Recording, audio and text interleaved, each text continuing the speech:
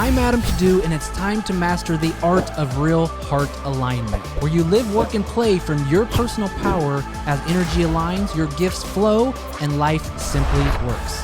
These life-changing conversations are designed to help you to see what you're not seeing, hear what you're not hearing, and to be who you're not being, as the world needs more heart-centered leaders now more than ever. Are you ready to say no to living a half-hearted life and say yes instead to boldly living from a place of real heart alignment? Welcome to the Adam Padu podcast. Good looking out. Appreciate you. Next time I do this, I'm going to have a team of audio technicians and video technicians, and we're going to do it right so I don't have to do this myself. So appreciate you, Jason. Thank you also for being here, my friend. Okay, cool. So back to hyping up this training a little bit. So when I first started selling, there was certain things that I would do inside conversations that just did not work. It would kind of push people away, and it would make me feel icky and sleazy and slimy, all this stuff. It would just ruin the vibe. And needless to say, those sales didn't end up going well. I didn't get that yes, right? But there's also things that I did inside these conversations. I would ask certain questions, or I would phrase things in a certain way, just kind of like being courageous and going for it. And sometimes I'd have this like epiphany, like people would actually stop in to consider what I'm saying. It didn't feel like I'm pushing and forcing and force feeding my ideas, but rather I was using language in a way to have them stop. And so we're going to dive in deep to the conversation of languaging today in a way that feels aligned with heart-centered people. And so when I was in sales early on, yet again, I just had to learn all the stuff myself, make all the mistakes, feel icky numerous times. There was times where I would present an offer like on a live training or a webinar, and I just felt fried afterwards because it was just like inauthentic. I was, following somebody else's guidance and being real hypey and excited and all this stuff. And it was good to be excited, but it was like an act, and it was not me. And I got off that training and I was just like, that's not sustainable for me. I just can't put myself in this act because I felt so disconnected from my own heart and also the people that I was there to serve and impact. But yet again, using these language patterns that allowed me to kind of stay in the pocket a little bit more, stay in the flow. And I went on in a year's time to essentially enroll over $1 million in sales, doing sales calls for a few of my mentors and also myself inside that year. I lumped them together and over $1 million in sales. And it was so much entrenched in me utilizing these language patterns that I'm going to teach you today.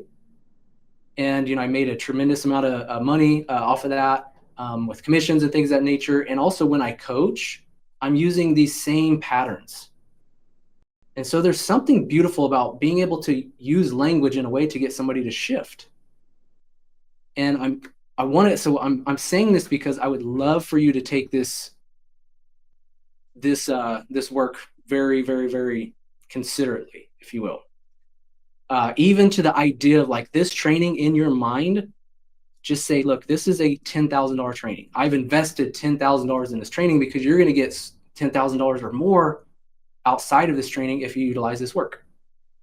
So I would love for you to commit to this, make sure that you watch it all the way through, and also start to practice and embody these language patterns, because I can utilize them now without even thinking about it.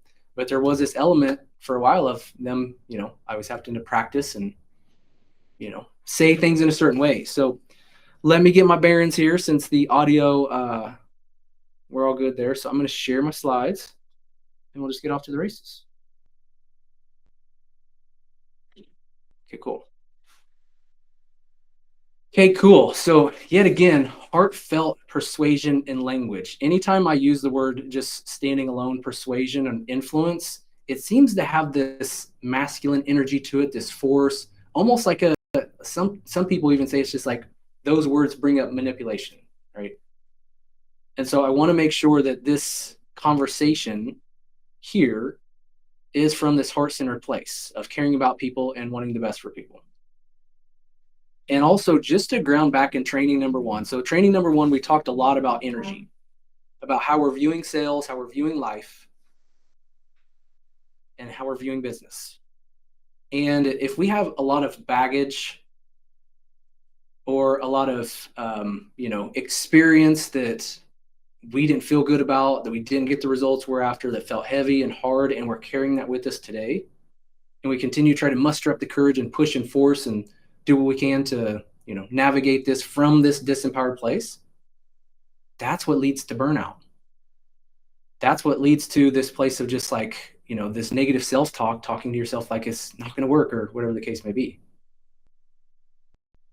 But when you can start to work from this place of love, caring deeply about others, right? And also start to trust yourself, work from this beautiful place of knowing. So when it comes to knowing is trusting yourself.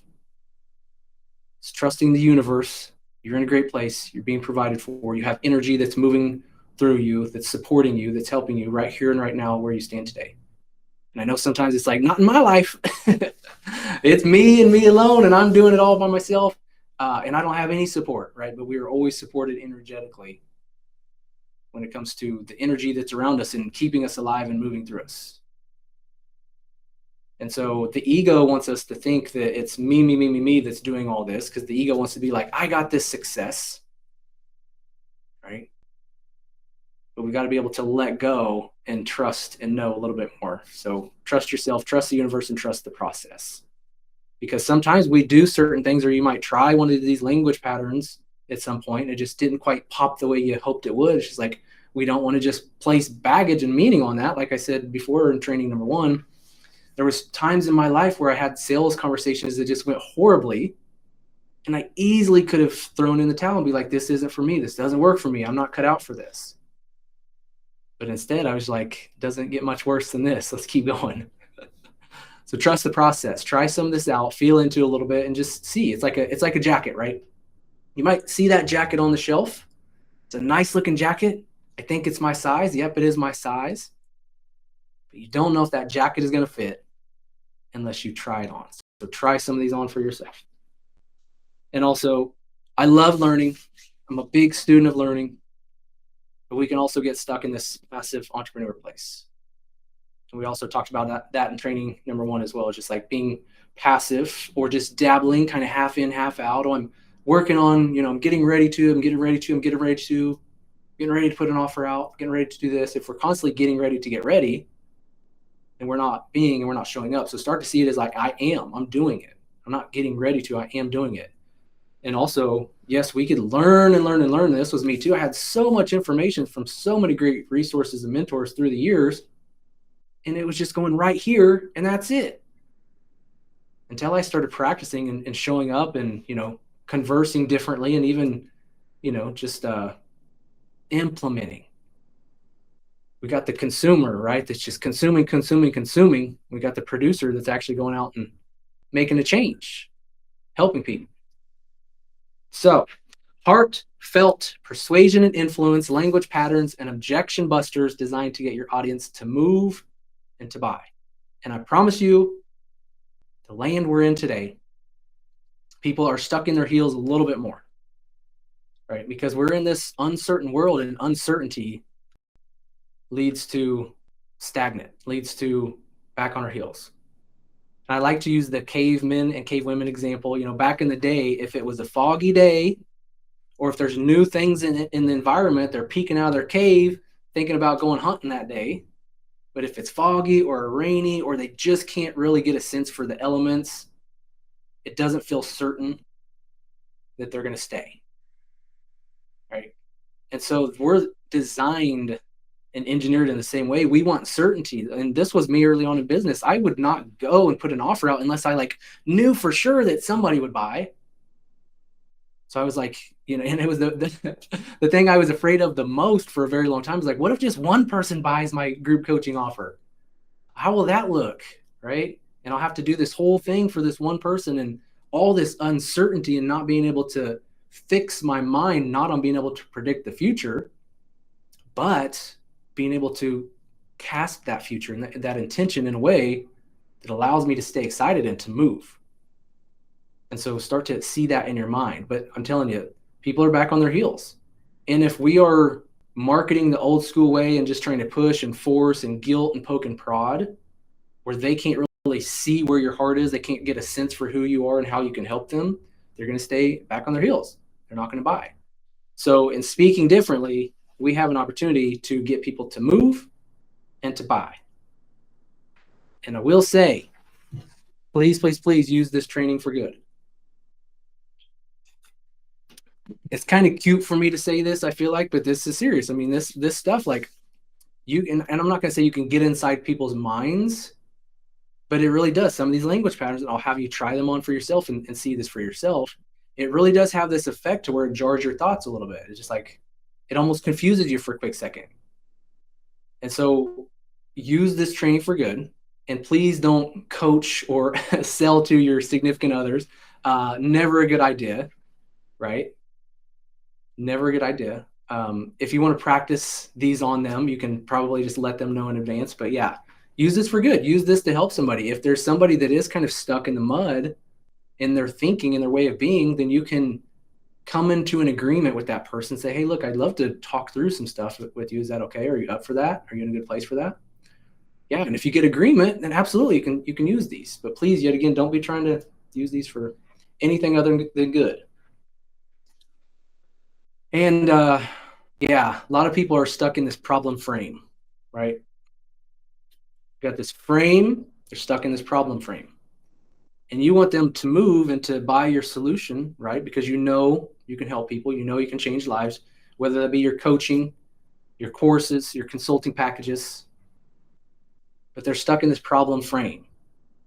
And we can't put more information in this frame and hope that the frame goes away. But what we can do is to help them through these language patterns to shift and to start to look at life through a new frame. And like I said, like, I think since 2020, so many people are just stuck in this problem frame. And so if you're just hitting people with talking about your courses and what's possible for them and trying to plant the seed for the transformation and the seed for the future, but you're not really speaking to where they are in this problem, then you're going to miss them. So we want to be able to speak to people where they are, to have that connection, that trust, that rapport, and then be able to shift them to seeing what's possible for them. And that's when the 1-2 combination comes in. We can't just do one or the other these days. Back in the day, I used to just be able to be like, hey, grow your business online. And people are like, cool, let's do it. Right? Now people are like, I'd love to, but I don't have time, and I'm in debt, and I, have kids, and, I just like, all this stuff. All this stuff. And so we got to be able to speak to peeps where they are. And to ground back into the training that we did last week on Thursday. And if you have not went through that training yet, I would absolutely implore you to do so. I'm not going to ask you to go do that right now. Hang with me. Let's keep rocking on this. But let's make sure to do that, because these trainings, they're in sequential order to build on each other. But it really is. When you can work from a powerful place of intention and start to not only predict and feel, but to see and sense what will happen, you're creating a self-fulfilling prophecy. And that can be in a benefit to you and a benefit to your clients, or it could be as a detriment to you and your detriment to your clients. If you get on a sales call, or if you're doing a presentation, in the back of your mind, this isn't going to work, they're not going to buy. Oh, I knew it. You're validating your beliefs, right? It's the cognitive bias. We want to be right in our minds. So if we're telling ourselves something, our thoughts and actions are going to match up to that belief. And so from this point forward, allow yourself to stand a little bit taller in the intention and the energy of it's already done. They're already going to buy. They're already working with me. Their lives are already changed. And I promise you, when you speak to that, your people will feel it. And they will be more likely, much more likely, to buy, to work with you, and to shift and change. But really quick, before we get into language patterns, I would like to take another opportunity to have you really consider your overarching sales story of your life. If you were to, let's say, be a fly on the wall, and through every sales conversation, every interaction that had to do with some sort of a trade of value, all the things that have happened, the things that have been said through the years, stacking that up, stacking that up, stacking that up, what would be the theme of that movie? What would be the underline of that movie? What would even be the title of that movie? And for me, it was like getting your ass kicked. In sales early on, I was just getting my butt kicked. Getting my butt kicked. The story was I suck at this. The story was people are mean. Right? And so I was bringing that story to every conversation for a very long time. I was getting it. It's wild. Like we have relationships in our life where we show up in a certain way with a certain story, with a certain quote unquote knowing, not from a standpoint of sense, but a standpoint of attachment of this person is this way and this interaction is going to go this way. And for me, it's crazy to think if you bring that to this conversation with this person in your life, no doubt it's going to go that way because you're already seeing it that way. You're already feeding into it that way. You have a certain energy that's like, oh, here we go again, or a certain energy that is putting off some sort of a vibe to them that you don't care or, and then they're going to act that way. It's the same thing. Like really be mindful of this. Like what are you bringing to your daily life and your conversations, whether it be in sales or life? And you'd be just blown away when you can start to see how I show up in life is how somebody else sees me. How somebody sees me is what they will reflect and mirror back to me.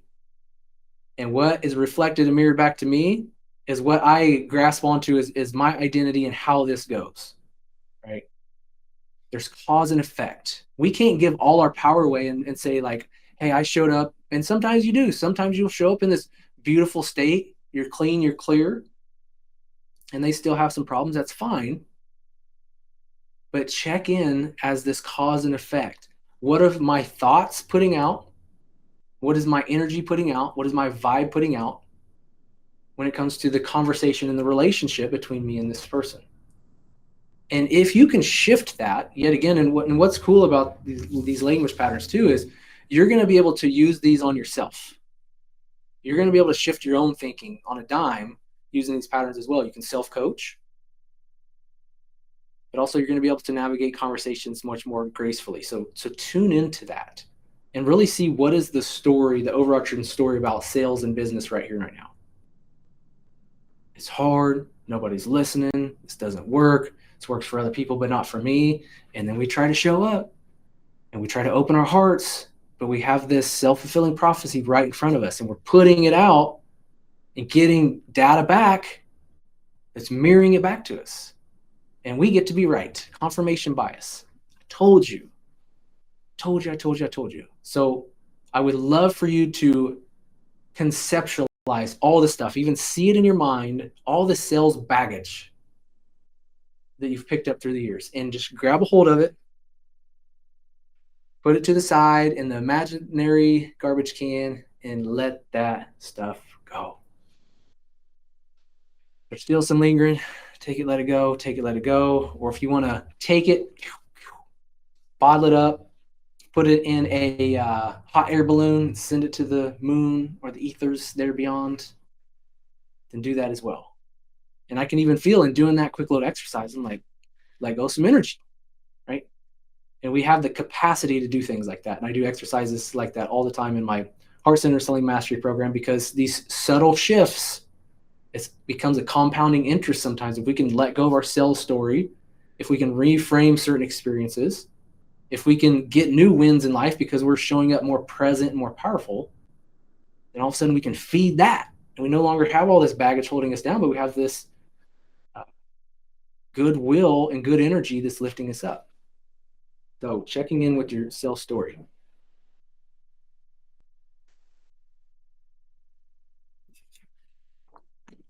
Life is this way or that way because you say it's this way or that way. So if you see it as half empty, half full, that's reality. We talked about that last week as well. It's just like your attention is who and where you are. Whatever you're focused on, if it's like, I'm having a bad day, then absolutely, you're having a bad day, but it's just like, you know what? That was funny earlier. And it's like, okay, I'm kind of in this funny state. This was a good vibe, good feeling. And so life is this way or that way because you say it's this way or that way. So I want to continue in our time to wipe the slate clean when it comes to sales and business. And there's a running joke in the community that I'm in that's called post-traumatic launch disorder. When you do a launch and you put yourself out there and you pour your heart on the line, either way, if you get the results you're after or you're not, it's scarring to a lot of people because we're breaking the mold, showing up in a certain way, opening our hearts, facing fears and rejections.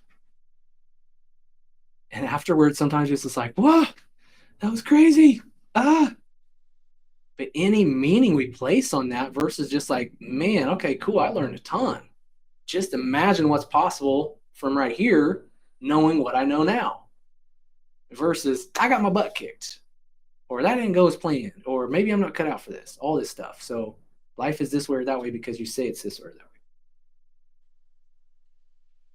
Just to elaborate on that a little bit, yeah, I don't know what my audience wants. If I'm working from this frame of mind, I don't know what they want. I don't know what my messaging is. I don't know if I'll be able to deliver. I don't know if they will buy or what they'll buy. My audience can't afford it. That's a big one. I hear that all the time with my students and other groups that I'm coaching in. It's just like, you don't understand my industry is different. I'm like, so says this industry and this industry and this industry. I get it, but there's always going to be people that are available to buy.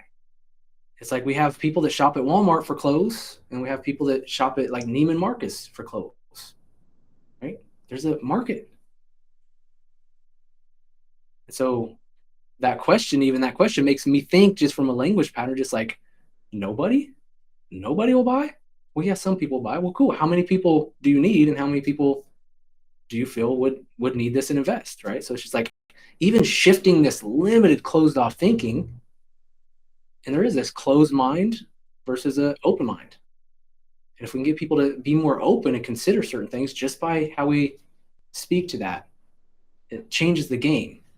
And also, I want to see and sense and continue to feel into the highest version of my audience, my clients, my customers. I want to hold that for them. I want to hold that version in my mind. Because when I speak to that best version of them, not this version of like, here we go, another person that can't buy or that's, saying they can't buy or whatever the case may be. It's like in my mind, I'm like, there's possibility here. Pure positive potential here. And I want to hold that space for peeps. So when you are conversing with peeps, presenting offers or doing sales conversations, hold that highest self, hold that highest version in their mind and speak to that person so that you can draw them up, because that's the person that's going to make an empowered decision, not this version that's stuck in the mud or that's stuck in this problem frame. So speak to that highest version and call that version forward, if you will. Okay, cool. This was big for me. So, when it comes to trying to predict what your audience wants, for me, it was like, there's so many exercises we can do. We've got our signature statement. We've got our elevator pitch, right? We've got our niche statement. We're trying to fit into a niche in an industry, in a market. And for me, it was very limiting, trying to fit into this little hole, like this little gap in the market. Okay, that's where I fit. Even though that might not be in alignment with me or something that I can really come alive in. Now, we do want to be specific in our messaging, but I've worked with students as well that have boxed themselves in so much that they just cannot grow. It's like I teach, I had a client years ago that taught vegan moms with 2 kids how to be better vegan moms in less time or something like that. So just like, there's just like these layers of complexity that was like speaking to 5 people in the entire population. And so I want you to get to this point of like not trying to predict, but yes, sense into what feels good with you. Because what feels good for you, what is most general for you, is most transformational and most impactful for the people that you're here to impact. If you're trying to jump on board with something that is just not in alignment, that just doesn't feel great for you, and you're going to try to carve out this market share, it's going to feel hard the whole freaking time. And so instead of trying to identify where you fit, instead consider that you're not supposed to fit somewhere. Why fit in when you're born to stand out? I had this quote on my whiteboard for a long time. Don't ask the world what it needs, but rather ask yourself what makes you come alive, because that is what the world needs. And so when it comes to your message and your offers, being able to come alive and have passion and heart and power behind the words you share, the videos you create, the copy you write, is absolutely huge. Because the last thing you want to do is try to push and force something that just doesn't feel aligned for you. But here's the caveat. Here's where the rubber meets the road, if you will. There's this difference, this nuance, that once you really crack the code on this, it changes the game. There's going to be this difference between misalignment, this feeling is just like, something's not right here. It's like something, I don't know, something's not right. Versus fear. Because we like to say something isn't right here when we're afraid. I'm not saying that it's going to be easy. I'm not saying that you're not going to have fear come up. But don't use fear as a scapegoat to pivot. If you put yourself out there, you felt really good about it, things didn't click with your audience for whatever reason, there's always opportunities to circle back around, to have conversations with peeps, to get to know what really is the pain point for them and what they need. But don't allow fear and uncomfortableness to fool you into thinking that you're misaligned, because that's not the case. And I have this hard belief that when it comes to the law of attraction and the universe delivering for you, the universe is going to ask you to take a step first. The universe is going to ask you to take an act in courage first, in courage. Take a leap, if you will. It's not going to give you the first step. And so there is going to be, especially early on, putting ourselves out there, facing rejection, getting rid of the need to be liked. That's absolutely huge. And we are going to have to face that. And don't let that trick you to think that that's misaligned. So there's this nuance of fear versus misalignment. But if there's like, man, there's just something here just doesn't feel full to me, then I would love for you to even go back in your past and see what in your past can make this feel more complete. Like what part of you, what lessons can make this feel more complete. And I love jamming about offers.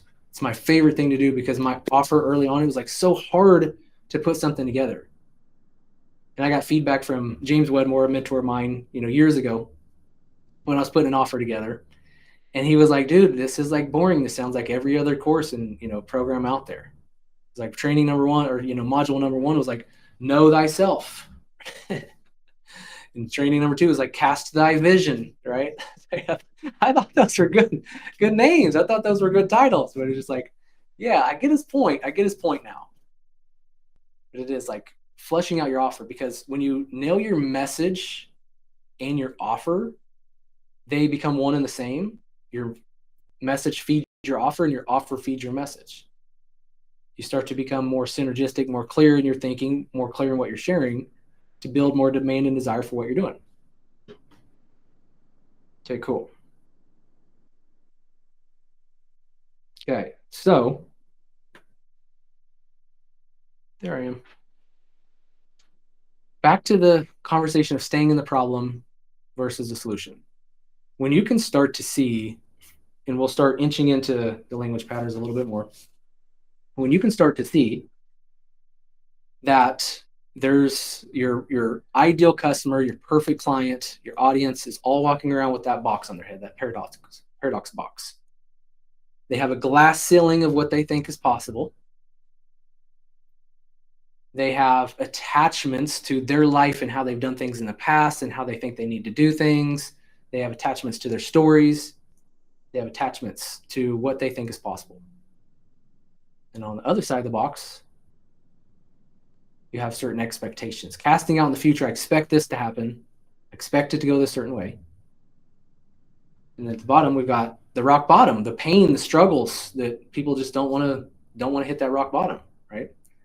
And so when you can start to see that people are boxed in here, it's almost like you can cheat a little bit and begin to identify where they're working from. Are they working from attachments? Are they attached to certain things? And there's even numerous conversations where I will be holding a sales conversation with somebody and they're like, yeah, I took a course like this before, right?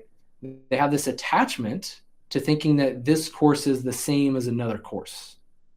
And so my job is to be able to use language patterns to shift them out of that thinking, that attachment to that thinking.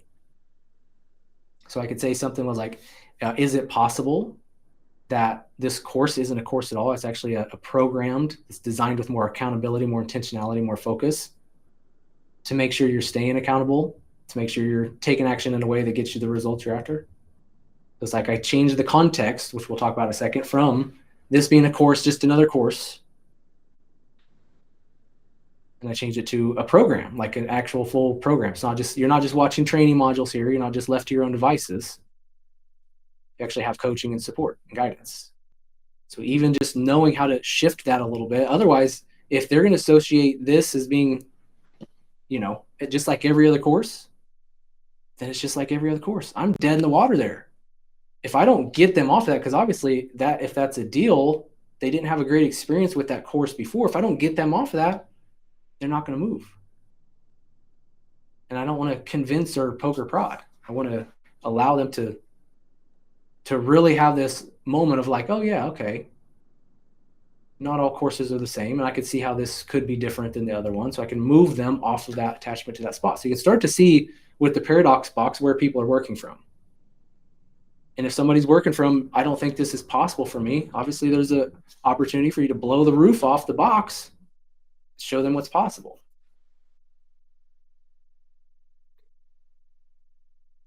A great 2 words, 2 of the best 2 words in marketing is so that. We want to make sure that we are continually grounding people in this conversation of what's in it for me. What's in it for me? What's the benefit for me? Because if we're talking about the features, if we're talking about the transformation, right? We're talking about how good the program is, but we're not taking the time to relay it to them so that way you can start to master sales. You can feel not only comfortable but confident in enrollment conversations, whether that be one-to-one or one-to-many. And you can start to lead with your heart and just be you a little bit more, so that way people are actually resonating with you and not some mask that you put on, right? So that's the so that. I'm presenting that so that to you so you get a better idea of what we're talking about here. It's powerful 2 words, 2 of the most powerful words in messaging and in marketing. And without the so that, sometimes it just falls flat. Sometimes it's just like, yeah, you can get good at sales. Okay, we gotta plant that seed, allow them to see what that's going to do for them. So that powerful. I hope you're starting to take notes here.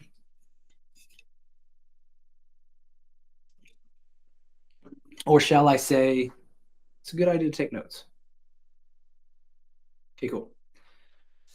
Get to them to be part of the conversations. Don't talk at them, but rather lead them, move them, be like water, like I said on training number 1, be able to move and to navigate and to shift and shape and mold to not just, and it is like, there's times in sales conversations before where I would literally just talk and I'm like waiting for them to like crack or to see something and whatever. And anytime I feel like I'm talking at them, I'm going to stop and I'm going to ask a question. Right? I'll even check in. It's like, what are you hearing about this? What are you hearing now? What's coming up for you? right? So that way I can reconnect, and not just. It's like it was such a like a comfort zone and a safety thing for me. It was like the more I can just talk at somebody, like hopefully I'll say something in this shotgun approach to get them to say, okay, I'll buy. But that just doesn't work. I didn't have very good conversions when I was just talking at people and not leading people.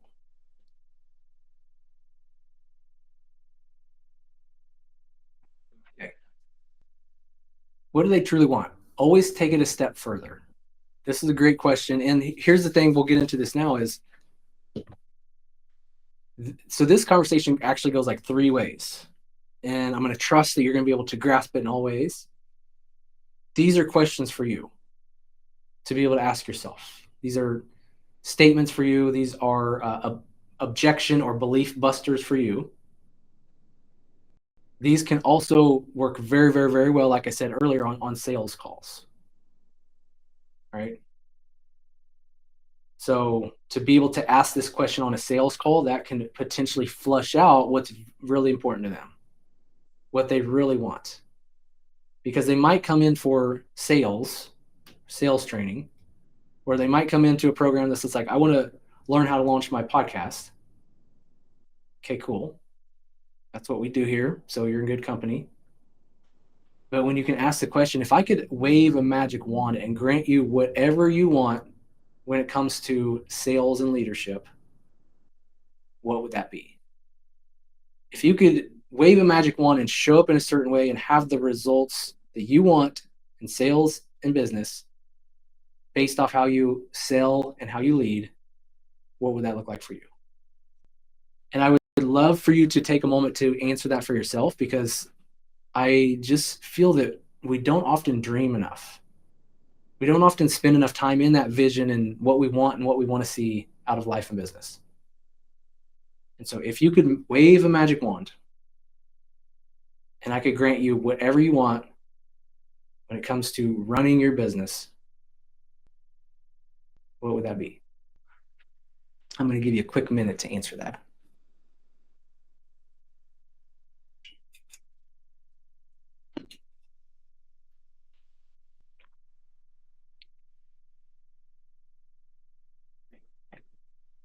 There's the slide.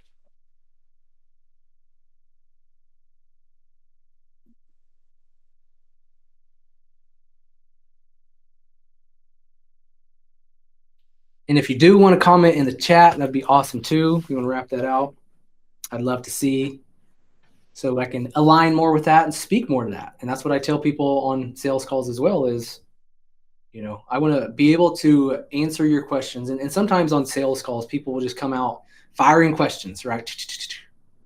And if you just get into this reaction mode of answering questions, you've just lost them.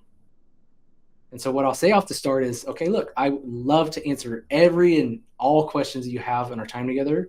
But first, I would love to know a little bit more about you and your business, so that way I can answer these questions more poignantly and use specific examples. So please tell me, if you could wave a magic wand and I could grant you whatever it is you want, and pay attention. I'm going to start. I haven't been doing this a lot, but you want to use voice inflection as well. You want to get them dreaming a bit, right? You can use your voice in a way that gets them kind of in this hypnotic state. So if I could wave a magic wand and grant you whatever you want when it comes to how you show up in sales and business, what would that look like? How would that be? You're going to be like, okay, well, cool. I would love sales to be natural, light, easy. I would love sales to be an extension of who I am, right? And right now, if I'm on a sales call, I'm taking notes. These are important. I'm going to be able to utilize this conversation to mirror this back to them at the end, to basically say, hey, look, I see what you need. I see what you want. And this is exactly what we help people with, right? So it's just like, this is gold here when you can answer, or, have these questions answered. Write these down, circle them, make sure you come back to these. And also with this, there's also going to be this element, just like I did with you just now, of a one-to-many training.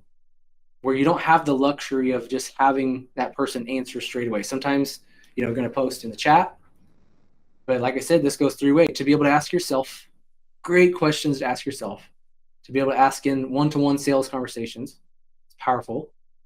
But also you can ask these questions to get people dreaming in one-to-many on webinars or trainings like this, if you will, or live presentations. And so I want to have you just kind of entertain the idea of like where you're going to use these, because this isn't just one dimensional. You can use these in a lot of different ways. Okay, cool. Eliciting values. So values is usually the thing that's going to have people move, right? Like I said earlier, we can dangle the carrot and say, hey, look, you're going to have this, and this is the transformation. You're going to be good at sales, yada, yada, yada. But if I miss what's really valued to them, and if I don't really speak to that, then I could miss the mark as well. So if somebody is going to say, I want to be good at sales. I want to, have it natural, light, easy. I want it to be an extension of me. Awesome. Amazing. So I want to dig a little bit deeper. I want to know the hot buttons. I will then ask, what does that give you? And it's a question sometimes that stops people. And this is important. And I want to ask you this as well. It's like, if you wrote this down, which I hope you did, hopefully you're playing full out and participating, because you at the first of this said you invested $10,000 to make sure you're playing full out here. So knowing you invested $10,000, you best be answering the questions. So in asking with the magic wand question and answering that, what does that give you? I'm going to take a quick second to, what does that give you?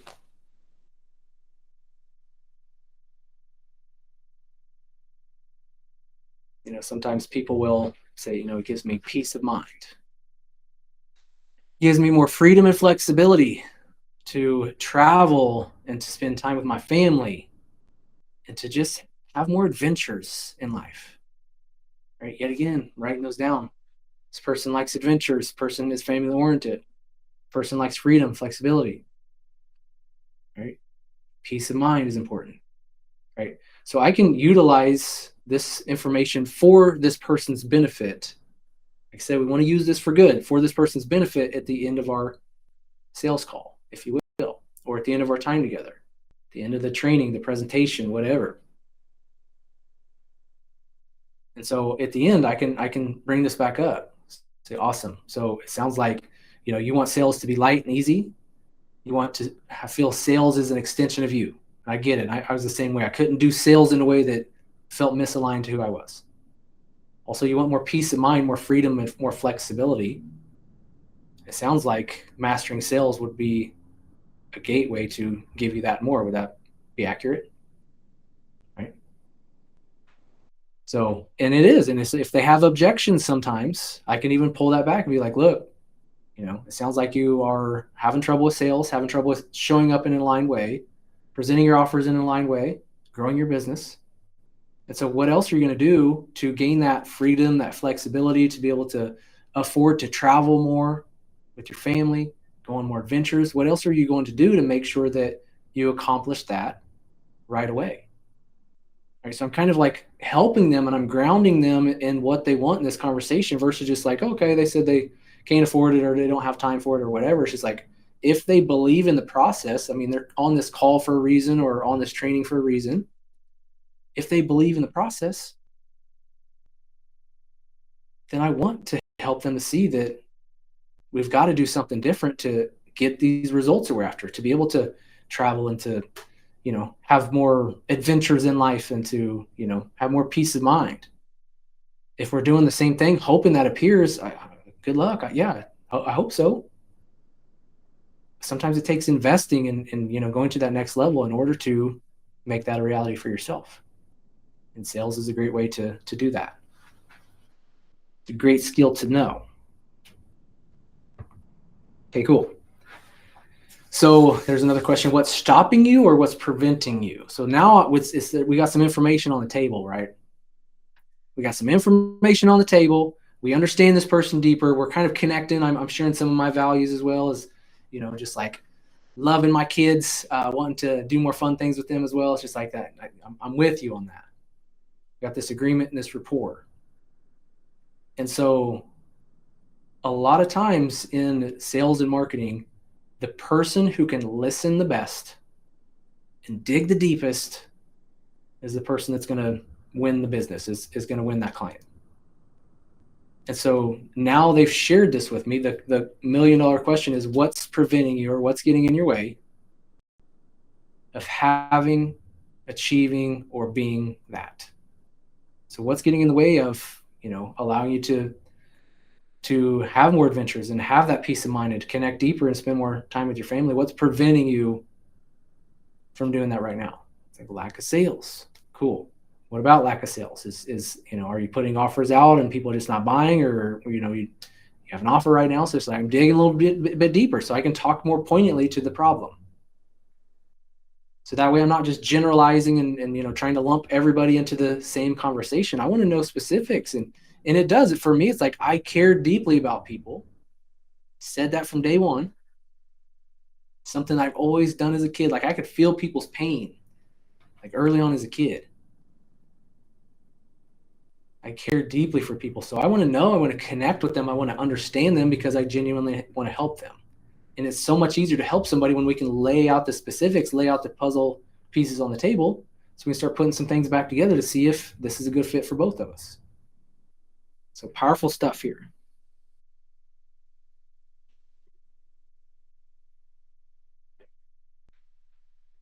There's this concept of the demand gap as well. So I've spoke to this a number of times, but I want to ground this in a visual here. To be able to know where somebody is when they lay this information out on the table, I will also want to paint the picture for what's possible with the letter B, right? A is where they are, B is where they want to go, and there's this gap. So I want to make sure that they are very clear and familiar with this gap. They feel it. They know it's there. Because if it's like, oh, I just need to get better at sales and I'm just going to go watch some YouTube videos and do that. Okay, cool. There's not much of a gap, right? But if they can understand what it took you to get to where you are, or what it takes to get them from A to B, then they start to feel, in the sense, this gap.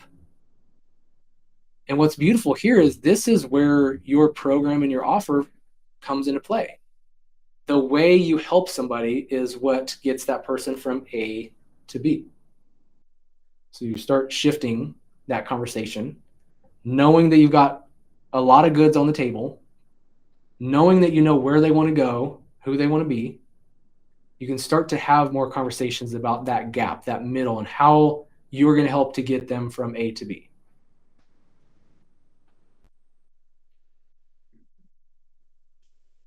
Attention is everything. Even on conversations, sales conversations, presentations, if you can have somebody's attention, if you can keep them on the loop with language patterns and sentence stems and just energy, if you will, then you're going to be much more likely to get that person to enroll and to invest and to go that next level with you. And so sometimes it takes speaking in a certain way that's a little bit different than what we're used to. And even myself too, it's just like I get excited, especially talking about sales and marketing and business. And sometimes I just will start going very fast, 100 miles an hour. But I pause at times. I want to make sure that what I say can have the space to land. And so there's this way of speaking and also using sentence stems, which we'll get into some of that right now, that access a different part of somebody's mind. They access a more visual or more audio version of how people consume information. And we do want to get people thinking and dreaming in visuals or in listening. Sometimes people are more audible. Sometimes people are more visual. And if you can understand that and tap into that, especially on one-to-one calls, if you kind of get the sense, or you can put the pieces of the puzzle together. We won't necessarily get into that in this training. That's something I cover more in my Heart-Centered Selling Mastery program, which we'll talk about later on this week. But when you can understand the modalities in which people consume information, you can speak to them in that certain modality. So if they are visual, you can use more visual language. If they are more audible, you can use more language like listen or hear, right? And more visual, we can say look. So let's get into some of these. These are fun. Okay, cool. So more hypnotic patterns just to kind of like get inside somebody's mind in a good way. Let's see here. You might already be thinking, beautiful one, because chances are they weren't just thinking what you're going to tell them they were thinking, but you're kind of like using that to implant something as their own. You might already be thinking that, man, sales and mastering sales is the absolute best way to get in alignment and to grow your business, right? They weren't thinking that, but they're like, yeah, I mean, without sales, nothing moves, right? You can't really grow your business without sales. And a lot of people that are doing coaching and group coaching and courses and consulting, they do, would benefit greatly from having one-to-one sales conversations, at least while they're growing and scaling, to better understand their ideal market, to figure out the real problems that are getting people in people's ways from saying yes. And so to be able to use language like this to plant certain seeds, to get them thinking in a way that's in more alignment with making a decision that's beneficial to them and you, yeah, let's do that. So this is another one. I'm not going to sit here and tell you, but I will say, and then you can say it, right? So it's like, I'm not going to, I gave a speech at a business conference years ago. I was like up for breakthrough of the year. And I had this thought mid speech and I was the very first speaker. And I was like, yeah, it's just like, I didn't quite know. I didn't know what I didn't know back then. And so I've given my speech and I had this thought that I needed to kind of like block out anybody else that was going to use the prize as a reason to get votes, because the audience was going to vote on the biggest breakthrough.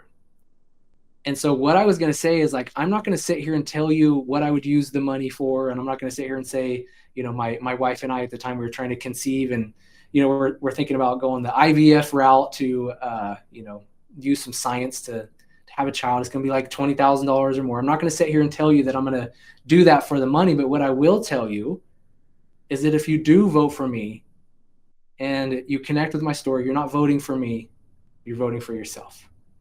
So it's like, I just threw that whole thing in there as like a wash, instead of being like, if you do vote for me, I would use the money for this, which for me was like, you just don't do that. You don't do that in a competition like that. But guess what? The very next person, I did not say that, but it was like, came in my mind, play a little defense, block everybody else out, almost poke and prod at like the idea of like, I'm not going to sit here and tell you what I'm going to do with the money.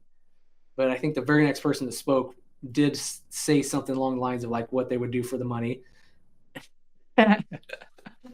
And I think I was just going to say it. I think I'm still a little sore from it, because I'm like, even somebody came up afterwards. They was like, oh, that's just dirty. That's just wrong. Right. And I'm like, I know, not something I would do, but I could have blocked them out.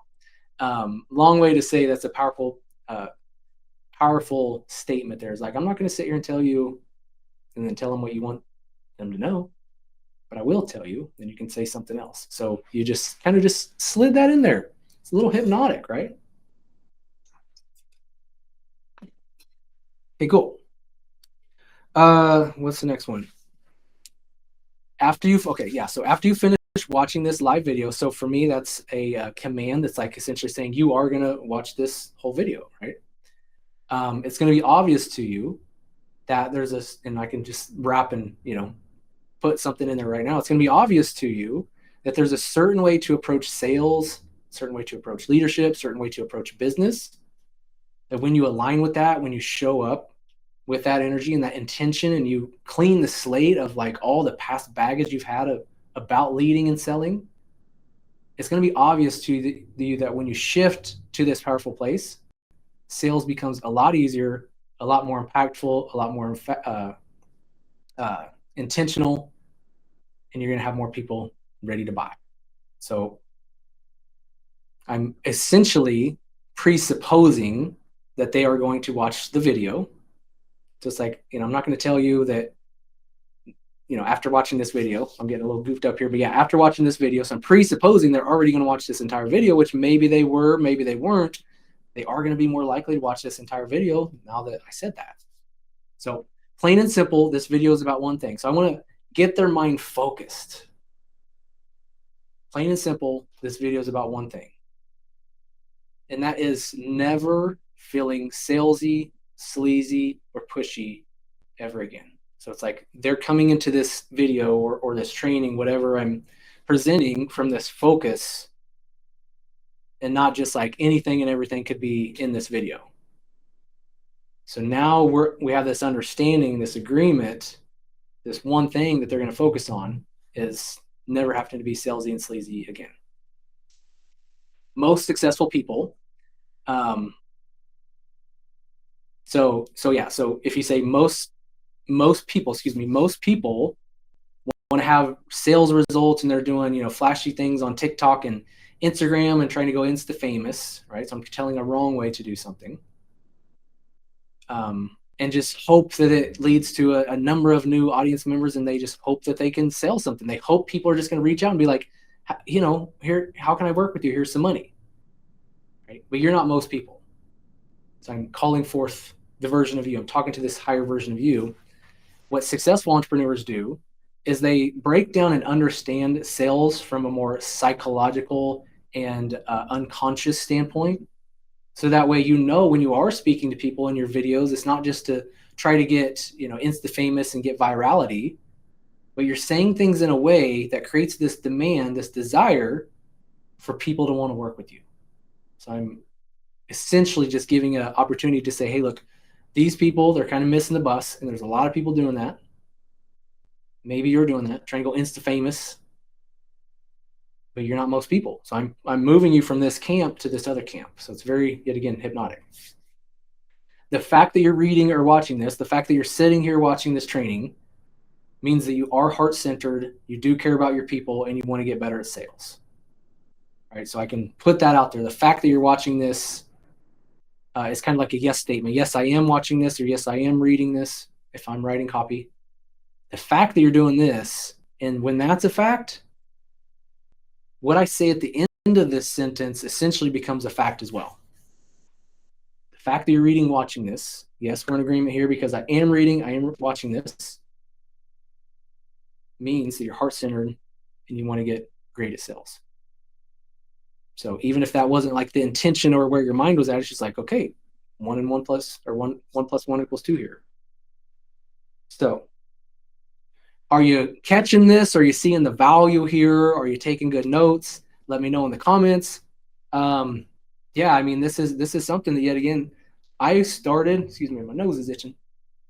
I started kind of like by happenstance learning more hypnotic language, right? In these sentence stems. And I had a mentor years ago that would essentially say he uses these sentence stems sometimes, he has them up his sleeve.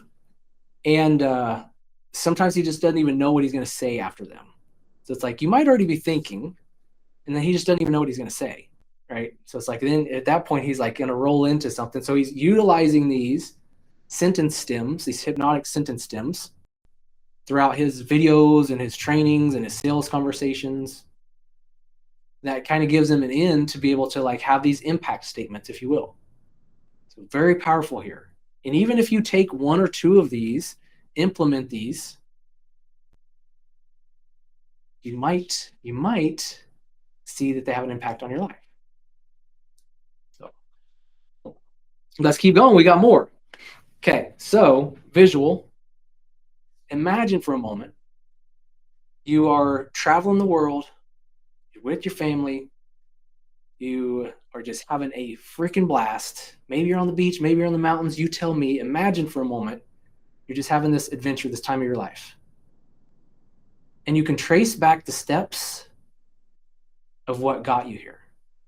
And just imagine that the cornerstone piece that allowed you to create this freedom and flexibility in your life is mastering sales conversations. Is to be able to present offers, undeniable offers with the best of them. And just imagine for a moment what becomes possible. So it's like I'm getting them to access their visual acuity in their mind, if you will. So think about this. And, we got some thinkers too, right? So think about this. You focus on one thing over the next year, the one skill that's going to give you the absolute best bang for your buck. What would that skill be? If you want to grow your business and you're not considering sales as that one skill, then maybe we need to think again. So I'm talking to the thinker. It's like, you see, and this isn't even like I'm trying to get them to dream or imagine, but I am just like saying see, because it lights up that part in their mind where they expect to see something.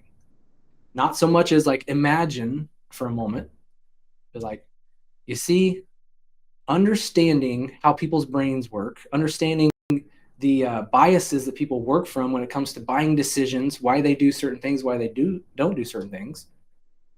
When you can start to see that, understanding this and utilizing this is such a great advantage when it comes to growing your business. You'll never see sales the same again.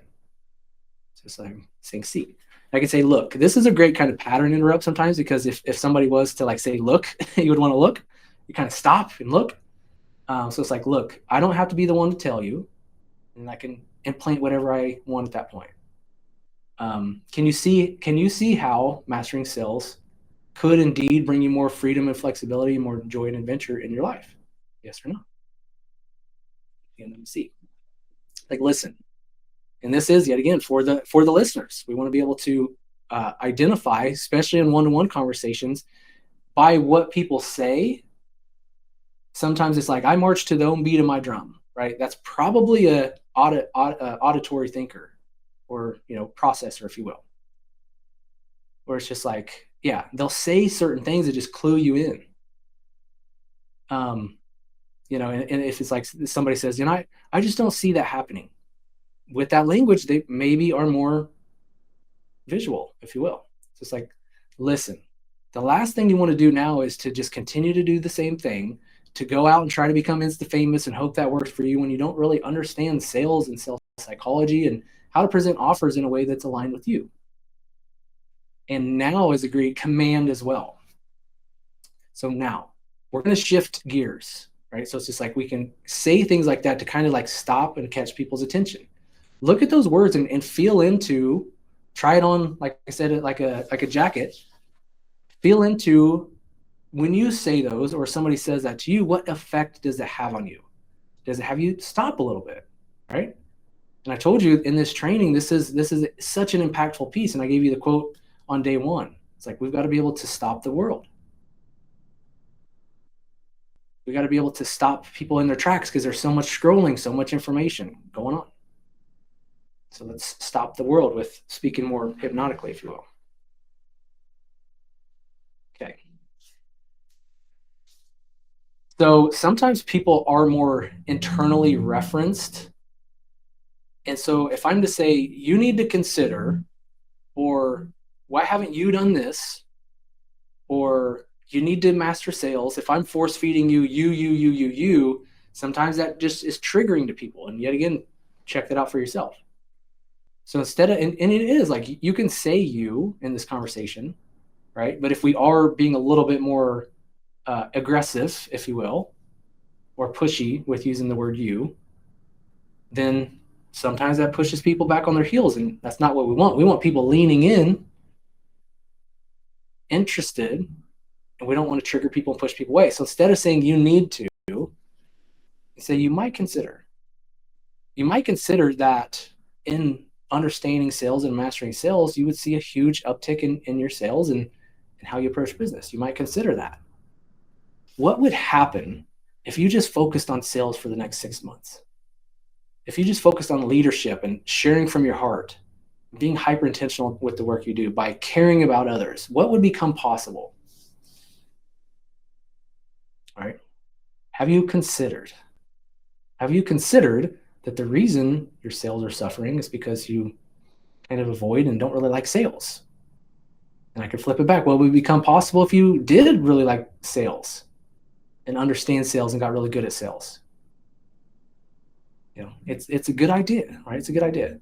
It's a good idea to start to check in on the skills that can be developed through the years, and what skills are going to have the most bang for your buck when it comes to impact and income. It's a good idea to consider that. If you want big results in your life, then you want to consider taking big stands for yourself and taking stands for the other people by investing in yourself. And yet again, most struggling avatars, so most struggling entrepreneurs, most struggling course creators, most struggling entrepreneurs or business owners, right? So it's just like, instead of saying you as a struggling business owner, it's like most struggling business owners, because that opens the conversation in a more aligned, heart aligned way, but it also has people perk up if they fit the criteria of what you're listing. So most struggling entrepreneurs, they don't really have people reaching out to them, inquiring about their services. They could go weeks or months without people like reaching out and, wanting to know what it looks like to work with them.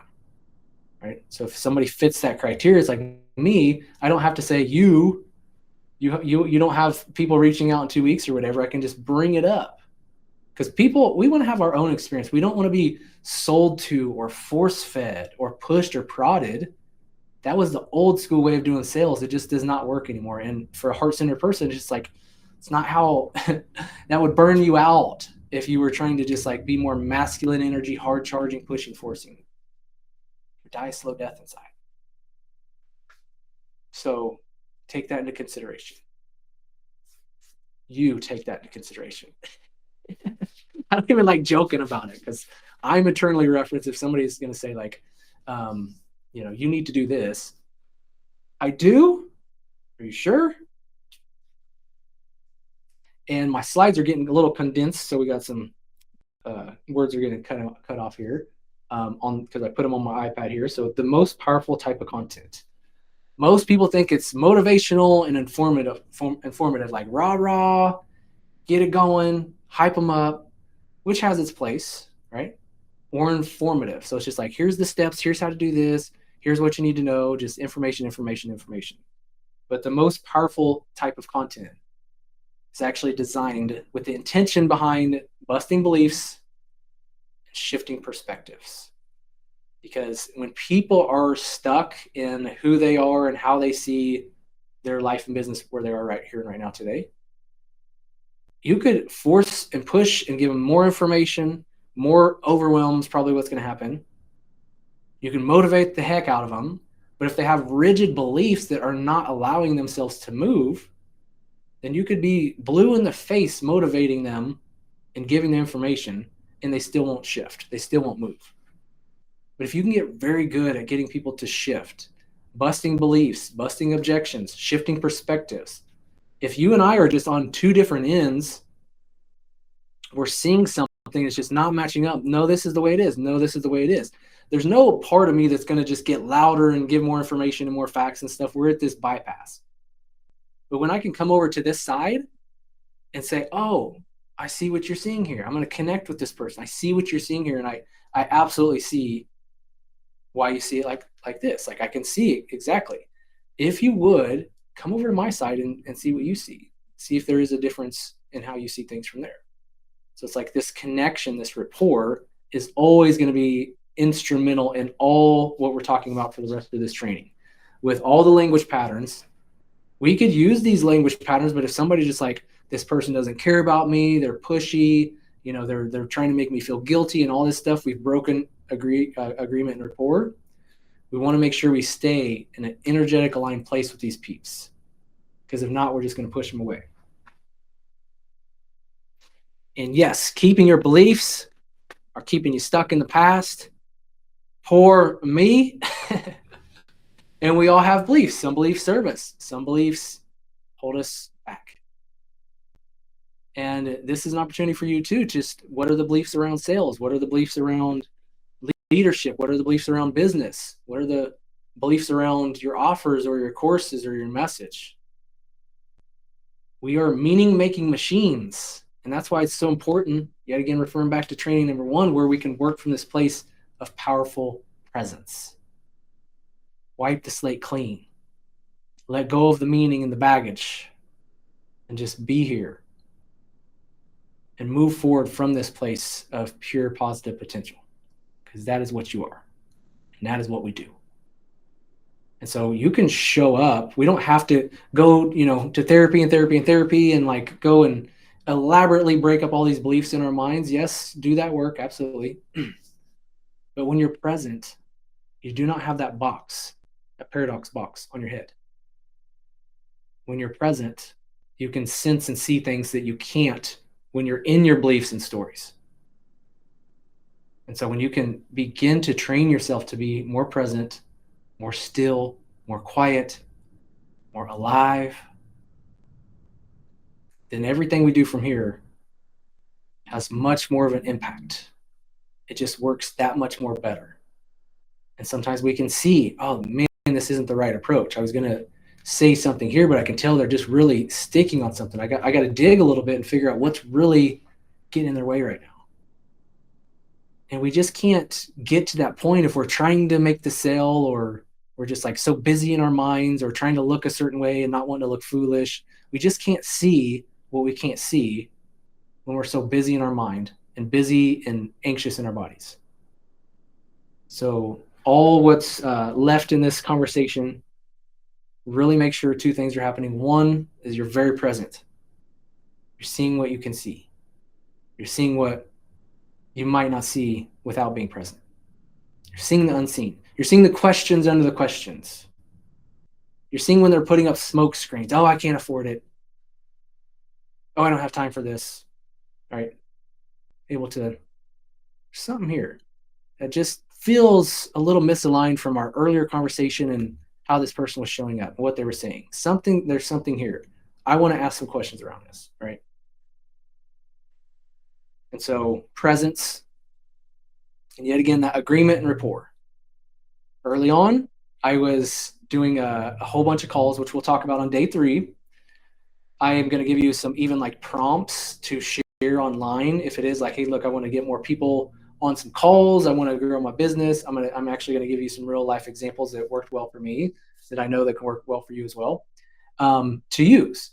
And so I had a number of people, 30, 40 people that I got on these calls with, these breakthrough calls, as I position them as. And at the end of some of these breakthrough calls, I'm like, I gotta, like I want to serve. That was my intention. I just want to help people. But then I'm like, I have these people right here and right now. I better present an offer. Like, what a missed opportunity if I don't present an offer, right? So I'm helping them with their breakthroughs. They're having a phenomenal experience. And then all of a sudden I just start talking about my coaching or my offer or my program. And it just feels, I'm like feeling so icky. I'm like, that was just like not a great bridge to that. I don't think they were expecting this. They were like having a great time with this breakthrough. And now I'm essentially just a bait and switch. Now I'm presenting this offer, right? And I'm just like, oh, the whole time I'm doing it, I'm like, oh, this just feels so icky, But I needed to be courageous and present offers, but it was like, that's not the way to do it. Like, oh, this feel bad. Then I realized, I was like, hey, look, if they agree that they're open to hear about what it looks like to work with me, the slate is clean. There's no ickiness. There's no bait and switch. If they say no, I'm not going to present an offer. I'm cool with that. I got to be cool with that. But if they say yes, then I have that agreement and I still am in rapport with them to present that offer. And I promise you, the blind side that I was doing, the bait and the switch, nobody took me up on my offers. Not a single person. But when I started getting in agreement and rapport to talk about what it looks like to potentially work together, I got some people to say yes. My conversions back then were still pretty horrible because I didn't know what the heck I was doing. I had to make all the mistakes and all the lessons myself. But I got some yeses. I got some business off of that. But energy, agreement, and rapport, presence of mind, stillness of your body, open heart, and then staying in agreement and rapport with peeps. Okay, so let's get into busting some objections, removing some doubts. Let's go. Before we do that, though, I love this concept. Mel Abraham shared this with me years ago, and I'm like, this is just so smart. It helped me tremendously to focus on what we're really doing in sales when it comes to getting people to say yes to themselves, right? Not yes to me or my products. They're saying yes to themselves. But it really is. They're going to be crossing 3 critical lines. The first line they're going to be crossing is, do I need this? Right? Is this going to impact my life in a way? Do I need this, or can I do this on my own? Right? So we want to make sure that we're speaking in a way that covers that and helps them to see that they do need this. Not from a standpoint of saying you need this, but to show the tremendous value and also to show the consequence of going at it alone. It's no secret that I've been sharing some of the struggles that I went through early on, because I don't want you guys to go through those struggles as well. It's like I've made a lot of the mistakes for you. So when it comes time to talk about what we'll talk about later on this week, then take that into consideration, because you can make all the mistakes and you can feel icky and slimy and sleazy, and you can crawl under a rock and hide for months after you do a webinar if you feel misaligned with that, or you can learn how to sell more effectively, more clearly, with more heart, with more intentionality. So line number 2, do I need this now, right? Or can I put this in my Amazon wish list? And so there's also going to be elements of consequence again, of like, yeah, but it sounded like you have some things that you want to do with your family. You want to be able to grow your business. You want to get out of this place of, stressing and not having that peace of mind. Do I need this now? Right? And how long are you going to wait to start really mastering the most impactful skill that you can master in business, and that's sales, right? So it's just like, I want people to see that. Thank you, Julie. I appreciate that. See that this is important, right? And also, yes, you can kick the can down the street, but where are you going to be? Where are you going to be a year from now if you're not making the decision today, right? It's just a simple question that I'm asking. I'm not going to say like a year from now you're going to be in doom and gloom. I'm just asking the question. And the most important line to cross is, can I do this? So if I'm giving all this great information, but all the while somebody's in the back of their mind saying, well, I don't have the personality for sales. I'm not cut out for this. I don't know if I can figure this out.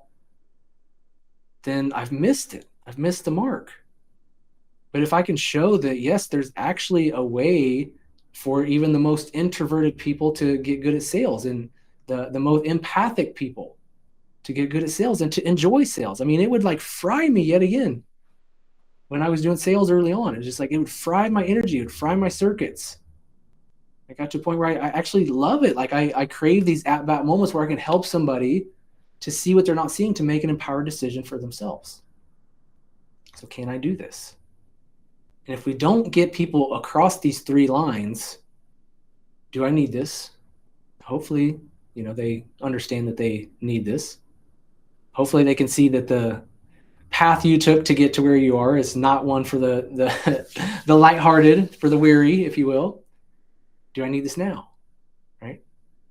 To have some sort of consequence conversation of, yeah, you can kick this down the road and hope business resolves, hope the Insta-famous strategy works out where you get a big audience. And then, but yet again, on day 1, I talked about how influencers of people that had 200, 500,000 followers on Instagram, TikTok, or whatever, they're coming out, they're just like, I'm flat broke. I have this huge audience and I'm trying to nickel and dime selling some merch and some t-shirts and things of that nature. And just like, I'm broke. Right? So it's not about the audience size. It's about leading and also being able to present an offer that's aligned with you, and also to sell that offer. Because it's one thing to present an offer and say, hey, look, take it if you want it. Right? Some people will, but sometimes people just need a little bit more hand holding, a little bit more help, a little bit more guidance to see what they're not seeing. for them to take an action that they don't usually take or that they're scared to take. So let's get into some of these busting objections. Okay, cool. So while we're busting objections, and this I'm telling you, like, it's fun for me. When I'm on a call and somebody starts we get down to this part where it's just like, I'm feeling good, everything's laid out, I'm seeing the best version of that person in my mind, I'm seeing what's possible for them, I'm holding that out for them. And then they start getting into some objections and some resistance. A lot of people here, they fold. They just like go to shambles, they fall apart. And for me, I'm like, all right, here we go. Let's go. Let's be like water. Let's be light on our feet a little bit. So in that moment, stay cool, calm, and collected. Stay in agreement and rapport, because sometimes it's like this conversation's so good, they're going to be a yes, and they're just like, yeah, I just don't think it's right for me. And you're like, what? Where did that come from? Right? So we want to stay in agreement and rapport and not push anybody away, because it is sometimes objections can be jarring for people, right? So we want to stay cool, calm, and collected. Be prepared and take mental notes, and also refer to your notes at this point too. It's just like really put back together the puzzle of where that person was before and where they are now. Always lead with love, kindness, and compassion, right? Treat that person as the way you'd want to be treated. And nobody likes to be high pressure. Nobody likes to be sold to, right? But I will stand powerfully for people, and I will ask another question. I will lean in a little bit more with the potential of them getting annoyed. But if I'm coming from love and caring about that person, there's not a lot of times where people get annoyed by that, because they can sense where I'm coming from. But if it's like, oh, I need to sell, and I'm asking more questions, and I'm frustrated or whatever, people are going back on their heels. Always speak to the higher self. See that higher self. See this person as so much potential, so much goodness ahead when they can get in your program or work with you. Be thorough. Like I said, ask more questions. Sometimes we think there's this line that's drawn in the sand when somebody says they can't afford it, or don't have time, whatever the case may be. And we're just like, okay, that's it. I want to make sure that I rattled the bushes that I needed to rattle, to got the information that I needed to get in order to adequately navigate this period of them having objections, if you will. And also stay in your power. Don't give your power away. And that's like if you get frustrated and annoyed and things of that nature, you're giving your power away. So stay in your power. So, okay, so we're going to break into a couple types of content here, or belief busting approaches. One is cause and effect, which essentially is if this, then that, and also meaning. And I'm going to keep this conversation light. These are things that I would love for you to grasp and understand, because you can start seeing beliefs for what they are. You can start seeing beliefs as structures of thoughts. And if you know how to approach these sequences or structures of thoughts, you know where to use these language patterns, or how to use these language patterns to interrupt or to break or to cause pause in that belief, right? So there's usually two ways to do that: cause and effect, and also meaning. So let's keep inching in a bit. Okay, two ways to shift a belief: change the underlying context or change the meaning. And by context, I mean the surrounding circumstances or the environment, and meaning is actually what they make something mean. And we'll break into that more too. Okay, so when busting beliefs, always stay in agreement and rapport. I can't say that enough, right? Because sometimes it can be quickly become combative. And we don't want that. We don't want to push people away. And so here is the structure of a fully formed belief. And it's important to know, because sometimes people will say a statement and it won't be a fully formed belief. So if it's like, if I invest, then I won't have money, right? So it's just like, okay, that's a little bit more tricky, but we need to complete this. And so you can even ask, okay, if you invest, you say you won't have money, what does that mean to you? Then that means I'll be stressed and incapable of doing anything else from there. So, okay. So now we've got the fully formed belief. If this, then that. And yet again, we want to be able to know how to navigate this belief structure in order to pick apart between if and then, or between then and means. And yet again, hang with me as we continue to piece this together. So if my prospect doesn't buy, then that means something is wrong, which means I'm not cut out for this, or which means I won't be able to grow my business. And so if indeed I flush out to find the meaning, I can attack the meaning first of all. So it's like, I'm not cut out for business.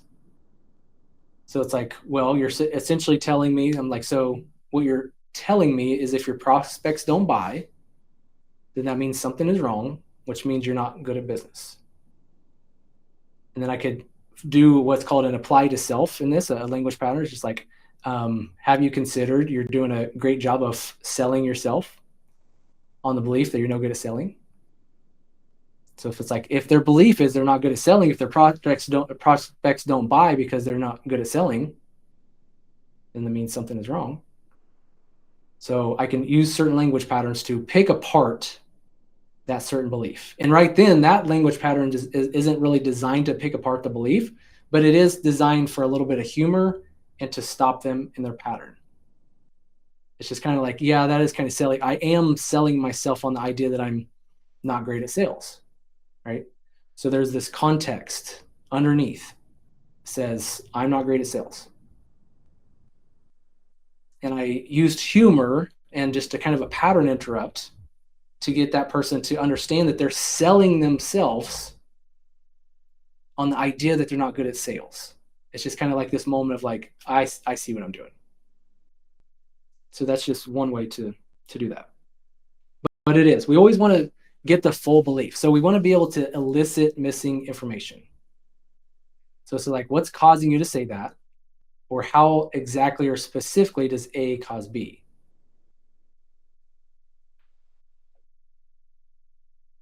So what's causing you to say that? Because it's like, I'm not good at sales. Okay, what's causing you to say that? Well, I had a sales conversation last week and it didn't go good. Okay, so you had one sales conversation that didn't go good, and does every single person that has a sales conversation that doesn't go good, does that mean they're not good at sales? Right? So I can kind of just put a pause in that. It's like to see the humor, to see the silliness in that, but without asking what's causing you to say that, I don't really know where they're coming from. So those specific questions to get to a level of specificity, will allow you so much in handling these objections. And here's a counterexample, if you will. So it's like, so the example that I just used, like I didn't have a good sales call last week. Has there ever been a time where you did have a good sales call and you felt like you're good at sales? Yes, I have. Okay, cool. So as you can see, it's kind of, dependent on the meaning that you're placing on your sales calls. Has there ever been a time that the best salesperson in the world probably had a horrible sales call? Yes. Right. So I'm kind of changing the lens of how they're seeing things. I'm getting them outside of their stuff a little.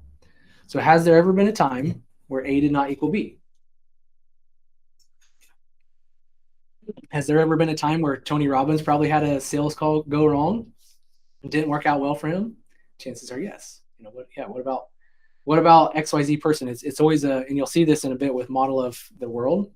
It's always a great opportunity to use similar mentors or people that person looks up to as a counterexample of they've probably went through that as well. So it's like, I'm facing a ton of resistance in my life. It's just like, maybe this isn't for me. I'm facing a ton of resistance. Like, okay, is it possible that Oprah faced a ton of resistance, getting to where she was today, especially early on? If you know her story, that's true. She faced a ton of resistance early on, right? And what she did is she just stayed persistent. She kept putting herself out there in order to achieve success, right? She made powerful decisions for herself, and she was committed to a path of doing something. Counterexample, it's fun. Okay, apply to self. Taking the belief and flipping it back to them. Yet again, she's like, I'm no good at selling. I'm just not good at this. I'm not cut out for this. I don't have the personality at this. You're doing a great job of selling yourself on believing that you're no good at selling. So it's designed to get them to stop, right? And think of it in terms of your content as well. It's like, maybe it's like, I'm not a spiritual person. Okay. Um, what, let me see if I can come up with one on the fly. Say, I'm not a spiritual type person. Uh, you could even say, she's like, where's that answer coming from if it's not coming from a spiritual place, right? You could just kind of like flip it back to them, just stop them in their tracks a little bit. Go to consequence. We talked about this a little bit ago. But where will you be, a few years from now? It's like, this is going to help with that question of, do I need this now? Where are you going to be a year from now? Where are you going to be 5 years from now if you continue to hold on to this belief? And it's like, I will ask this often because I don't think people enough will consider this. It's like, sometimes people are just like, I just I'm not in a place to invest in myself. Okay. Chances are, apply to self, good example. Chances are you're not in a place to invest in yourself because you haven't been investing in yourself. Right. I'm flipping it back to them. Right. It's kind of like, oh, shoot, you kind of got me there. It's Pee Wee Herman's I know you are, but what am I? It's like, you can't even, like, it just jars your brain a little bit. You can't even like rebuke that. Like, wait, what did you say? So it's like, to be able to flip that back to them. Intent. And this is another eliciting question. It's like, what do you hope to gain by holding on to this belief and telling yourself that you're not good at sales? What does that give you? What do you hope to gain from telling yourself and from holding on to this belief that you're no good at sales? Yeah, chances are it's going to keep you comfortable and safe, and you don't have to face rejection, right? You get to stay in your pity party. You get to be right, right? So it's like you're digging up the intent behind that belief. And sometimes that will just shatter a belief to the ground. When they can start to see that, oh, there's some belief or idea underneath this that is causing me to want to be so rigid to believe that I'm not good at sales, whatever the case may be. It's like, what do you hope to gain? What does this give you? There's also a conversation of the secondary gain, right? If I was to stop what I'm doing the rest of the day and get a big bag of cheese balls or Cheetos and go sit on the couch and just mindlessly numb out the rest of the day, some could say Adam went to go lay on the couch and eat Cheetos.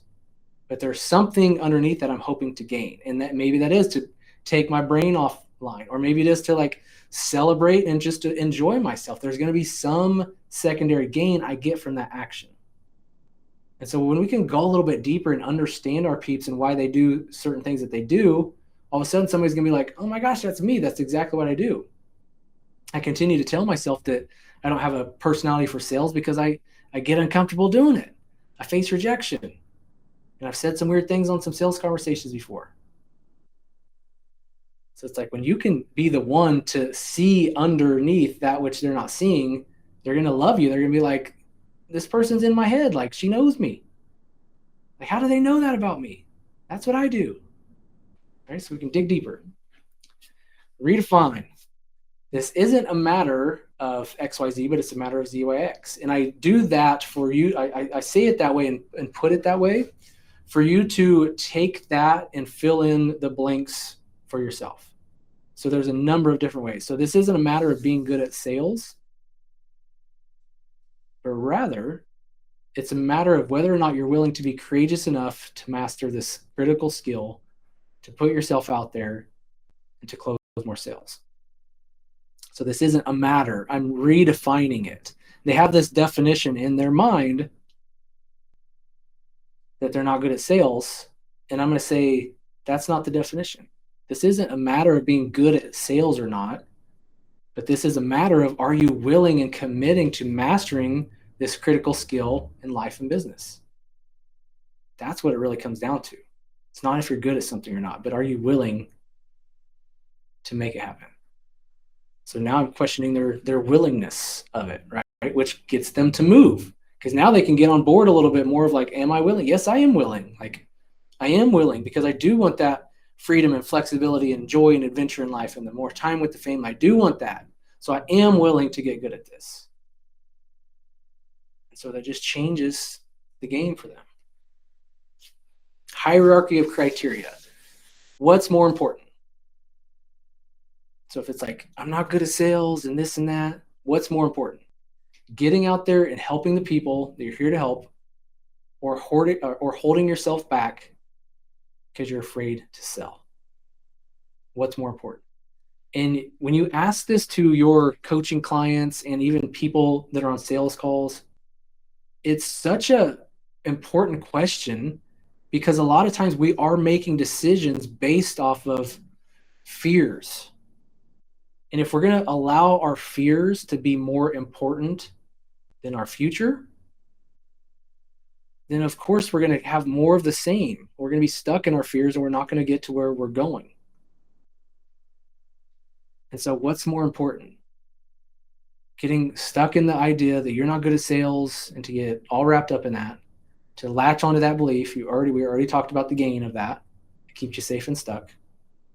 Or is it more important for you to show up with your heart, to connect deeper with your people, to present your offers and message in a way that gets people to move and gets people to buy? What's more important? Is it doing the work that you're here to do, or is it feeding the fears and feeding the beliefs? So hard for people not to want to gravitate and move and to make an empowered decision for them when they see this hierarchy of criteria. It's a huge one. Metaphor analogy. That's like saying you're not good at riding a bike and then giving up when you're first starting out, but you kept trying. Oh, my bad. I've been missing the slides, y'all. Sorry about that. So it's like saying you're not good at riding a bike and then giving up when you first started out, but instead you kept trying and learning, and soon enough you could ride your bike, which gave you so much more freedom, expansion, joy. The same goes for selling.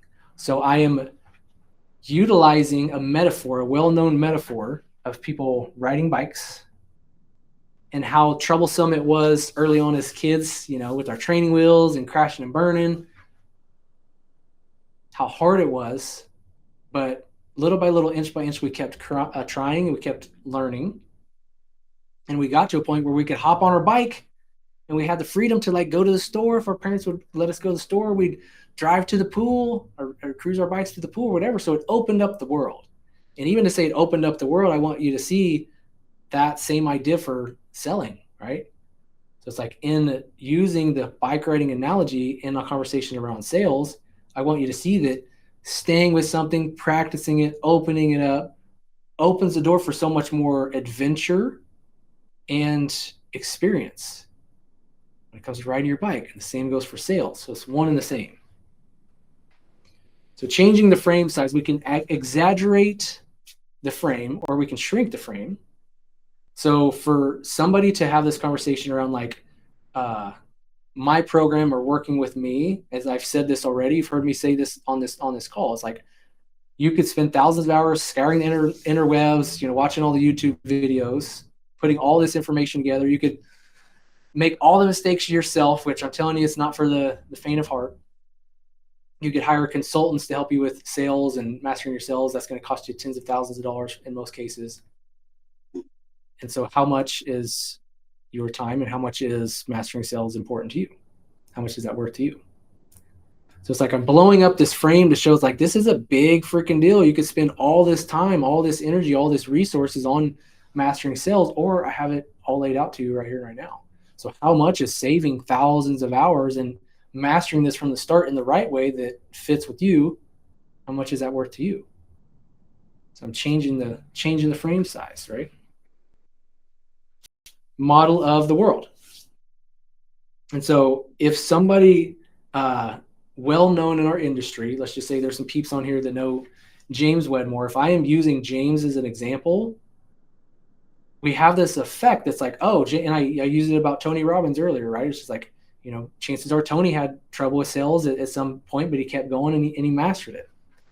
right? And so I could talk, say successful entrepreneurs like James Wedmore know that in order to grow their business, you must master the art of sales and persuasion, right? So I can utilize somebody that's well-known in the industry, somebody that's looked up to, even let's say like Elon Musk or something. Chances are he is a master at sales and persuasion because he's able to get people to do certain things and to help them out in certain ways. And it's not just because, he's a dummy.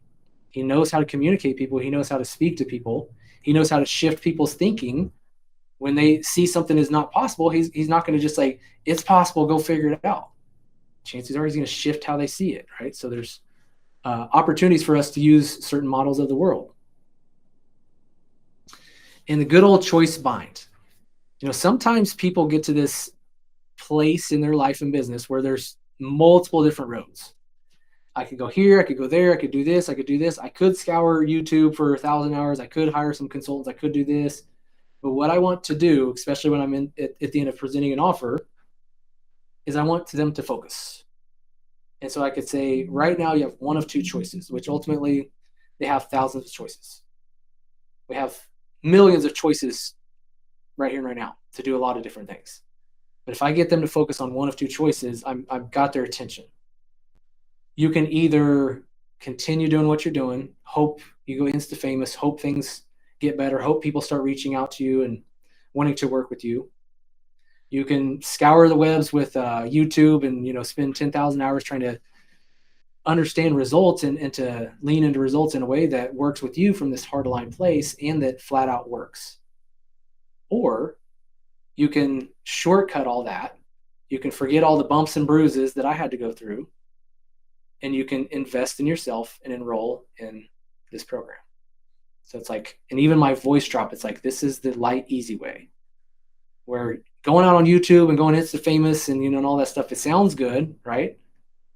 But hope is not a good strategy. So it's like you could go that route, one route, or you could go this route, and that's enrolling or making a decision to invest in yourself.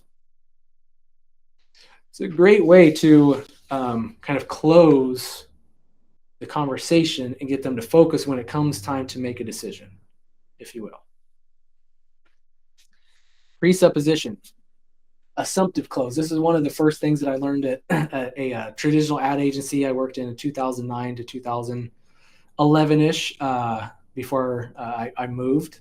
And this is the assumptive close. It's basically like, saying, hey, look, let's get this thing started. So once you register, so I'm already saying you're going to register. Once you register and dive into this training, you'll quickly realize how powerful the decision you just made really was. So I'm assuming that the deal is already done. And so you can say that with your people as well. It's like, hey, look, once you get in here, the very first thing we're going to be doing is rewriting your relationship with sales and money.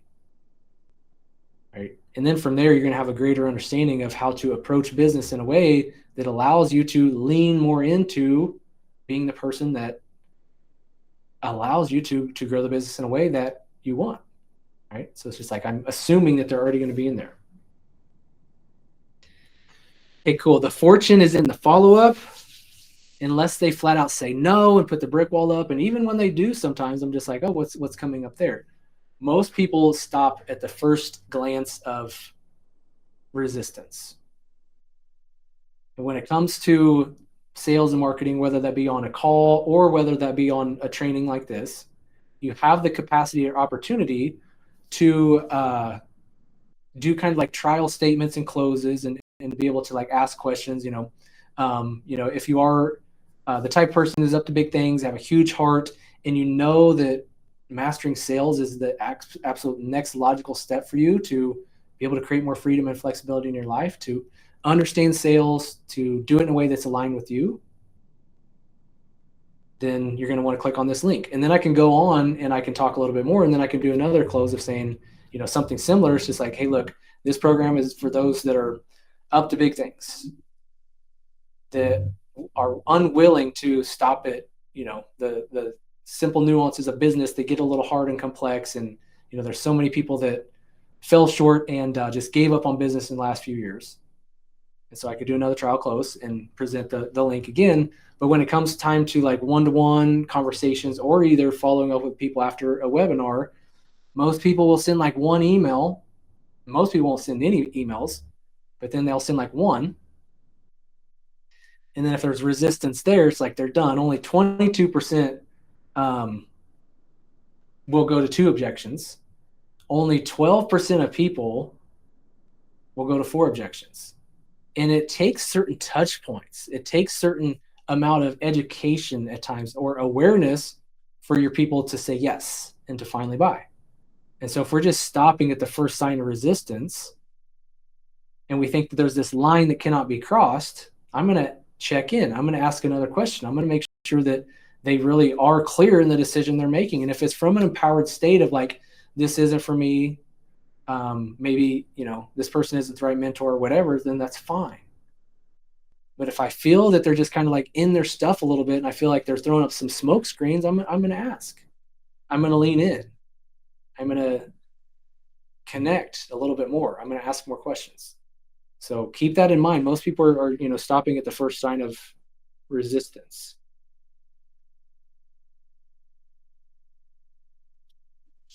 So, okay.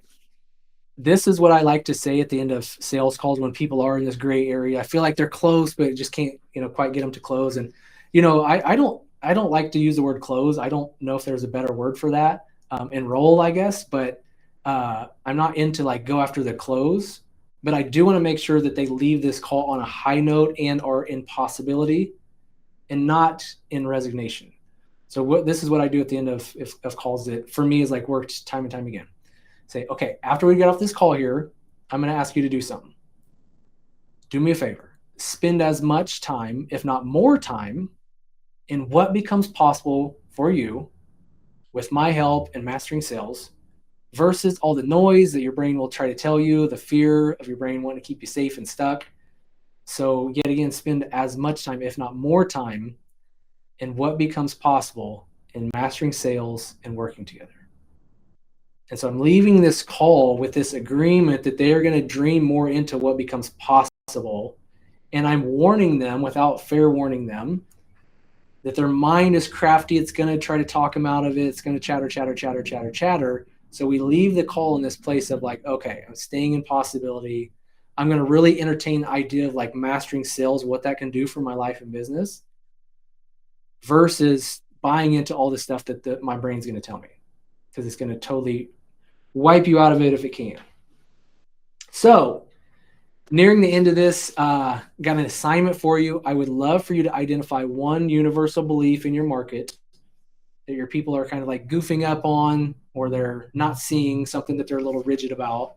What's one belief? And put that in the Facebook group. And if you're not in the Facebook group yet, you can go to adamkadu.com/HCL replay. Maybe Ken, I think we can put the Facebook group link on that page as well. HCS-replay, because that's where the replays are hosted. You can get access to training number 1 if you didn't get to watch that all the way through yet. We will get the replay up of today's training tonight in the next few hours. So get in the Facebook group, post what your one universal belief is, and also use one language pattern to start chipping away at that. Let's start practicing and implementing some of this stuff. And if you have trouble with it, be courageous, put it out there. I'll give you some feedback if there's a different way we can structure it or pick it apart, or if it's just like if it's not, coming, just at least give one try. I'm not going to give you guidance and things of that nature if you don't try. So at least give one attempt. So what is the belief? And what is the language pattern you would use to bust that belief? And we're going to pick a winner at random and send you a book or some crystals or some money or something like that. So yeah, make sure to do that assignment so that way you start kind of like thinking about this and don't just take this with notes and stick your notes away. Really dive into this, because I promise you, when you start to use these sentence stems, these hypnotic ways of speaking, these belief busting language patterns, you'll start to see you're able to kind of chip away at your people, where they come to the call sometimes so rigid and stuck in their beliefs and stuck in a certain way. I've been in a program before, I tried this, I tried that. They're just kind of resigned and cynical. When you speak to the higher version of them and really connect with them and understand where they are, you can easily shift people to more of a buying state of mind by using these language patterns. So this is powerful stuff. So post that in the Facebook group. Thank you, Ken, for throwing the Facebook group link in there if you want to grab that as well. So for now, got the homework assignment, filtered through this a little bit. What I used to do is I would pick out one language pattern and just kind of keep it close to me and see if I can just use it random times through the day, right? Especially just like with coaching clients or things of that nature, or if you get in a disagreement with somebody, or something. If you're just like somebody's stuck in a belief, try one on. Just have one language pattern that you're kind of carrying it around for the day, seeing if there's an opportunity to utilize it. Because it really is. It's like, this is one thing that you can sit back and, just have your notes and then go on to the next training, and kind of be that passive student, passive entrepreneur, or you can embody this work. You can practice it. And I promise you, when you start to see these light bulb moments of these people that just stop and pause, and you can do this in a just like a Instagram live or even like a IG reel or whatever on your path to become Insta famous. I just like being up on the peeps because I know there's a lot of peeps out there that are just like their whole business plan is like growing an audience on Instagram. It's like their whole approach to business. Training number 3, we're going to talk about, more effective, more intentional ways that continue to work to grow your business. But for now, yet again, you can use these in videos and stories and things of that nature to bust beliefs. So you can flush up the belief and you can use the language pattern, and get people to stop. And you'll become a little addicted to this. You'll become very excited about it when you do see this moment where people pause and they really kind of like lean in a little bit and they're just like, tell me more. And sometimes in just force feeding people and talking at people, we can't get there. So show this screen one more time. Thank you all for being here. I really appreciate it. We're going to be back at it Thursday, October 17th at 2 p.m. for day 3, where we will talk about more heart-centered performance, how to approach business and show up in a certain way, doing certain things when it comes to approaching strategy, if you will, to grow your business. So day 1, getting our energy right. Day 2, we got some language patterns, different way to communicate with people. Day 3, we're going to talk about how to let the rubber meet the road and implement that. So again, thank you for being here. I would love to see the homework in the group. Let's mix it up a little bit. And yet again, just thank you for being here. I appreciate you spending some time and your willingness to master this art of leading with your heart, because we've all had our hearts hurt, right? We've all, had moments in our time where we close our hearts. And in business, it's one and the same. Sometimes when we don't get the results, we're after we become just a little bit more checked out. We're still doing it. We're fighting through it. We got all this resistance. But when we close our hearts more and more and more, then people lose the sense of our energy, our essence, and who we are.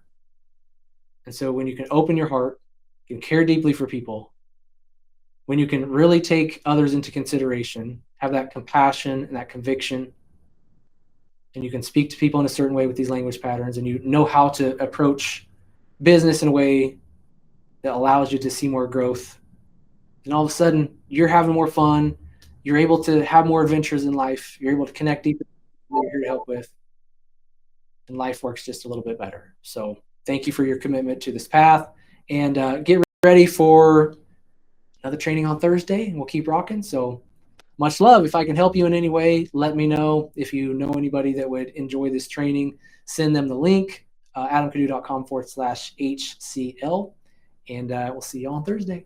All right, y'all. Much love.